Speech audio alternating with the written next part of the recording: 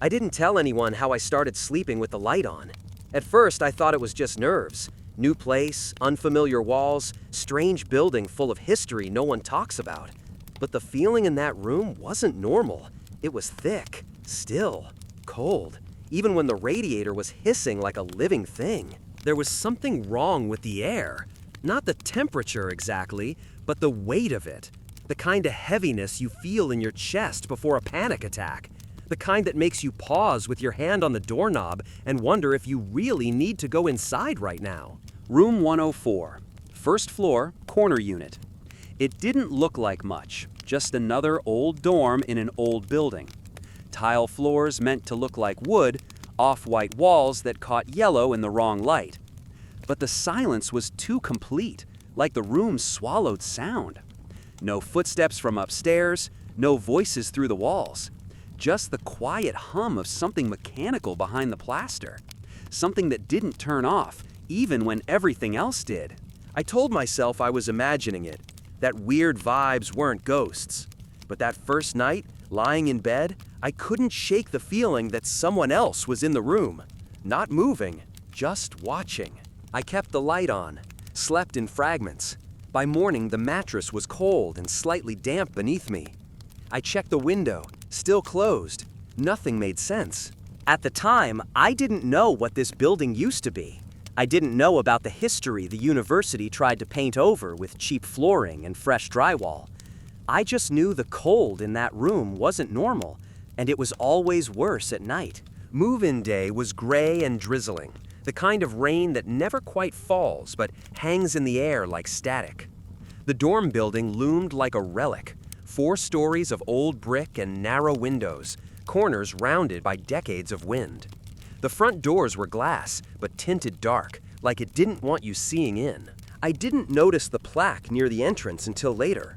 Bronze, weathered, half polished by time and half ignored. It read, West Wing Hall, dedicated 1938. That's all. No mention of what it had been before. No history.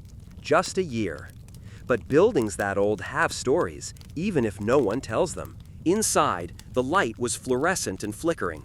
The lobby smelled faintly of mop water and something older, like plastic left too long in the sun. The elevator was out of service, so I carried my boxes down the hallway to room 104. My room.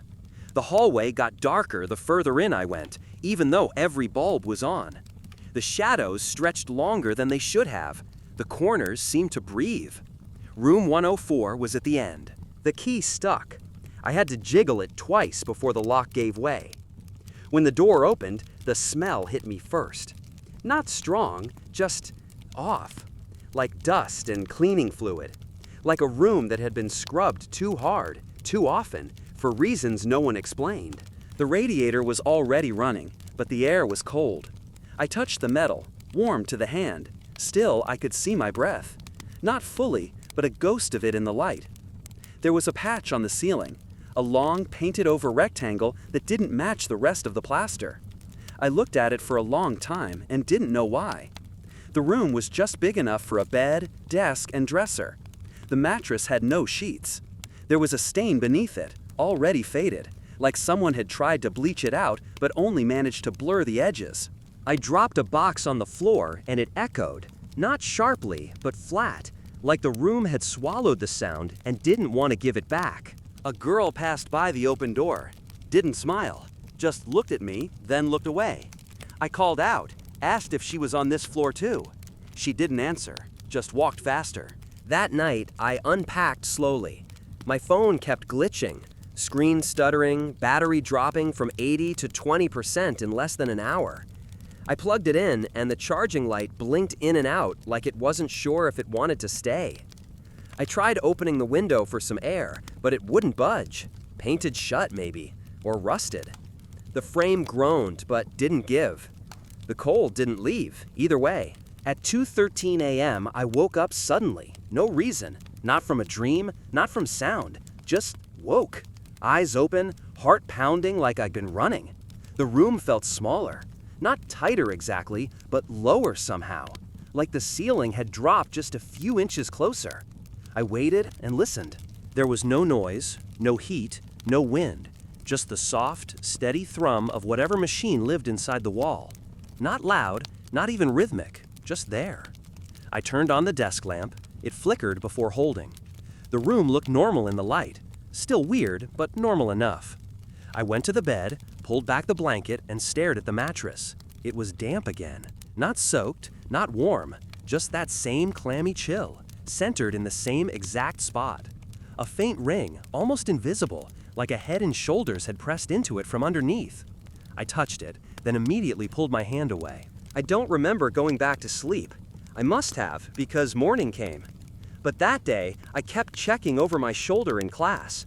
I felt disoriented, like something had followed me out of the room, but stayed just behind my sightline. When I got back that afternoon, the lights in the hallway were dimmer than they had been. I checked the bulb above my door. It buzzed quietly. And for a moment, I thought it flickered in rhythm with my own heartbeat. When I stepped inside, the radiator let out a hiss like a warning, like it knew I was back. I started sleeping on top of the blanket, not because it was hot, it wasn't, but because the mattress kept feeling wet underneath me in the mornings. Always in the same spot, same size, like something had soaked through from below and couldn't dry out. I flipped it twice, tried putting down a towel, didn't matter. The dreams started around the second week. Not full nightmares, just scenes, moments. I'd be lying on a flat surface in a windowless room, a hum in the walls, something cold pressing into the back of my skull. And above me, nothing, just shadow. I couldn't move, couldn't speak, couldn't even tell if I was breathing. The worst part was waking up and not being sure I had. Sometimes I'd sit up and stare at the wall for long stretches, not remembering how I got there or what time it was. My phone's clock would jump hours ahead without explanation. I'd check it twice in a row and see two different numbers. I started keeping a log, just notes in my phone. Dates, times, little details that felt off. Tuesday, October 7, woke at 2:13 again. Room freezing, light bulb dead, mattress wet. Dreamed I was zipped inside a bag. That's what it felt like, that I was being stored somewhere, not sleeping. That my body didn't belong to me while I was unconscious. One morning, I woke with my arms crossed over my chest. Not folded like someone sleeping, crossed. Palms flat against my shoulders. It's such a stupid thing to fixate on, but it wasn't how I fell asleep. It felt posed. The stain under the bed grew darker, more defined. Not just a smudge anymore, but a shape. I'd stare at it for too long and start to see contours, shoulders, neck, the curve of a jaw. Like the floor remembered the weight of someone who died on top of it. I bought a rug, one of those cheap rubber-backed ones from a store near campus. I covered the stain. It made me feel better for maybe half a day. But that night, the rug curled at the edges. By morning, it had pulled itself halfway under the bed, like something beneath it had grabbed hold. The sleep deprivation started showing in class. I'd lose whole stretches of time, blinking and finding the lecture hall empty, the lights already turned off. I stopped recognizing people I was supposed to know. Faces became shapes, voices blurred. And still, every night, 2:13 a.m., it never changed. I started waking before the time hit, just to feel like I had some control. But it didn't help. The minute the clock rolled over, the air in the room would change. Not colder exactly, but heavier, thicker. Breathing felt slower, like pulling air through water.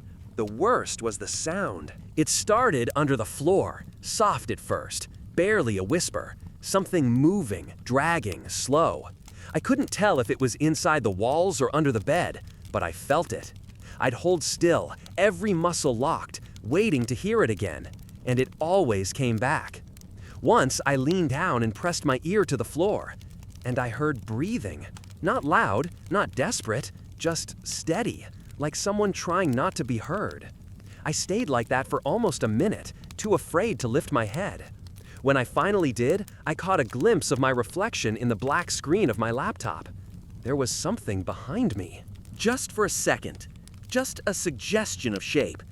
But it was enough to knock the breath out of me. I spun, heart hammering. The room was empty. Of course it was. I didn't sleep that night. Sat up, blanket wrapped around my shoulders, every light on. The radiator hissed steadily, but the room didn't warm. It never did. My skin stayed cold. My fingertips had gone pale. I kept touching them just to be sure I was still here, still whole. I started researching the building. Not university brochures or housing websites, deeper stuff. I ended up in old forums and digitized city records. Most of it was useless, but eventually I found a scanned PDF of the original building plans. West Wing Hall, circa 1938. It wasn't student housing back then. It wasn't even part of the university. It was a hospital wing. Not for patients, though. For bodies. Room 104 was located directly above the refrigeration units, the coldest part of the structure, lined in thick concrete and steel, originally designed to store up to 15 cadavers at a time. The drain in the floor, the access panel in the ceiling, the mechanical hum that never stopped. It was all still there. No one had removed it. They just built over it, painted the walls, changed the signs, but the foundation was the same. That night, I didn't try to sleep. I sat in the desk chair, headphones on, recording app running. The screen glowed faint blue. My breath hung in the air. I watched the clock. 2:09, 2:10. I braced myself. 2:13. The radiator went silent. The light in the corner flickered once. And then, the mattress behind me let out a sound. Not loud, just the softest sigh of fabric yielding to pressure. Like someone had just lain down. I started sleeping during the day. Short bursts, 30 minutes at a time. It wasn't restful, but it was safer. The room was quieter in the daylight, less active. Still cold, still wrong. But like whatever lived beneath the floor waited for the dark before it stretched. I barely went to class. My grades slipped. I stopped seeing friends. I said I had the flu. No one pushed. I think they were glad to leave me alone. I couldn't stop thinking about the blueprints. I'd wake up and open them on my laptop like a ritual. Room 104. In every version of the old plans, it was labeled as Cold Storage Unit B. The morgue had 3. 1 large room for receiving, 2 for holding. My room used to hold 10 bodies at a time, directly above the compressors, lined in reinforced insulation. I looked up the specs. Rooms like that could hold a steady 36 degrees with no ventilation, airtight, lightless. I think I was meant to feel it. One afternoon, I printed the blueprints and pinned them to the wall. Every mark matched the present. Same walls, same square footage. The drain had been filled with concrete and tiled over, but it was still in the same place. I pushed my dresser aside and put my ear to the floor. That time, the breathing was louder and slower. I started asking questions carefully. Staff, maintenance workers, anyone old enough to remember the building before the renovations. Most of them deflected. Some looked confused, but a few looked cautious. One janitor, late 50s, thinning gray hair, paused when I asked about the foundation. He didn't say much, just stared at me, then said, "You're in 104?" I nodded. He shook his head slowly and walked away. I never saw him again. That night, I went back online, dug deeper, found a local history archive, scanned microfilm articles from the 1980s and 90s. There were a few short pieces, budget cuts, hospital closures, nothing strange, until I found a story from 1996. Just a few paragraphs. Title, Morgue Refrigeration Failure Under Investigation. No names, no details, but the date matched. The hospital shut down less than 6 months later. I tried to find out what happened. Records were missing, archived files unavailable. I filed a request with the city but never heard back. The only thing I got was a blurry scan of a follow-up article. Renovation plans for historic site under review. That was it. Just like that, the morgue became a dorm. No wonder no one talked about it. No wonder the plaque out front only said 1938. The deeper I looked, the less real everything felt. I started catching myself walking in circles around campus, not remembering how I got from one place to another. I'd look in the mirror and not recognize my own face. My eyes looked bruised. My skin had gone pale and thin, like something was pulling the color out of me. And always, I came back to that room. I tried sleeping somewhere else, on the common room couch, in a friend's spare bed. Didn't matter. I'd wake up in room 104, not dreaming, physically there. The hallway door locked behind me, my rug curled halfway under the bed again, my desk chair turned to face the corner, even though I'd left it against the wall. One night, I tried to stay with someone off campus, a friend in a house across town. I made it until midnight. I remember watching a movie, drinking something warm, finally relaxing. Then, I blinked, and I was back, standing in the center of the room. No shoes, no coat, my feet were blue with cold. I told myself I must have blacked out, sleepwalked, come back on autopilot. But the front door was locked. The key was still inside my jacket pocket. The jacket was across town in someone else's hallway. I didn't try to leave again. I started talking to it. Not out loud, not at first, just in my head. Little acknowledgments. I know what you are. I know what this room used to be. It listened. I could feel it. The way it shifted, relaxed, as if something buried just beneath the floorboards had settled slightly, like it had been waiting to be remembered. The cold was constant now, no matter the time of day, no matter how many blankets I piled on. I started hearing footsteps in the hallway at night, slow and heavy, stopping outside my door but never knocking. I stopped opening it. One night, the light bulb in the ceiling popped. A clean break, no flash, no smoke, just darkness. I lit a candle and stared at the wall where I'd pinned the blueprints. The page had curled at the edges, but not from heat, from moisture. There was condensation running down the paper, just a thin line, cold enough to bead, cold enough to freeze. I reached up to touch it, and my finger came away numb. The mechanical hum in the wall never stopped, but I started hearing it differently. It wasn't just sound, it was language, pulse, breathing translated through copper and steel. A machine that had once been designed to preserve the dead, still running decades after it was supposed to stop. Still running because I was there, because it remembered how to be what it was. I didn't sleep for 2 days. Couldn't. Every time I closed my eyes, I felt something rising inside the mattress, pressing up against my back. Not violently, just enough to make contact, just enough to say, "You are not alone." That's when I stopped sitting on the bed altogether. I moved to the floor, against the far wall, candle lit, phone recording, watching the shadows crawl. I didn't need the blueprints anymore. I'd memorized them. I think the room knew I was planning to leave. I hadn't told anyone, hadn't even packed yet. But the moment the thought crossed my mind, really meant it. Something shifted. The cold turned sharp. Not freezing, not like winter, sharper, focused, like it was looking at me. The mechanical hum in the wall slowed that night, a pulsing lag between each vibration. Not broken, breathing. And under it, something lower, softer than sound. A rhythm that matched my heartbeat until it didn't. I stayed awake, not out of fear, not even out of defiance, just because I wanted to face it one last time. I needed to understand what had held me here, what I had become. I sat in the middle of the floor, back against the dresser. Lights off, candle burning. The shadows in the room didn't behave like they used to. They didn't fall away from the light anymore. They leaned toward it. I watched them bend around the edge of the flame, stretching across the floor like long, wet fingers, reaching for warmth they couldn't feel. The clock read 2:13. The air stilled, and the sound began again. Not beneath the floor this time, not in the wall. In the room.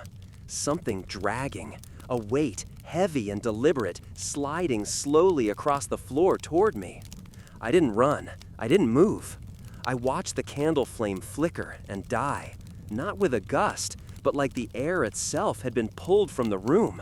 The dark folded around me, denser than it should have been. A complete absence. And in it, I felt the shape rise. Not a body, not exactly. More like an imprint of one, a memory of weight and silence and stillness, like the slab of a table long since removed but never forgotten. It pressed against me, not skin, not touch, just presence, across my chest, my arms, my legs. I couldn't scream, couldn't blink. I wasn't paralyzed, I was preserved. The air had gone still enough to crack, and then, nothing. I woke up sometime after dawn, sprawled across the middle of the room. My phone was dead, The lights were out. The floor beneath me was wet, not from water, from cold, as if the room had tried to freeze me and failed. I stood, slowly, every joint aching. My fingertips were pale, my lips numb. I opened the door and stepped out. That was the last time I ever set foot in room 104. The university called it a wellness relocation. No record, no explanation. I didn't ask questions. I didn't want them to know that I remembered everything. The room stayed empty after that. Sometimes I'd check the housing site. It was always listed as under renovation. Even now, it still is, years later. Unused, quiet. But every few months, someone new gets assigned there. They move in, and within a week, they move out. They never stay longer than 10 days. They never talk about why. And I don't ask, because I already know. The room isn't haunted. It's used to being used, and it doesn't like being empty. The fire's burning low, but the night is far from over. If you enjoyed tonight's tale, there's another waiting for you right here. I'll keep your seat warm until next time.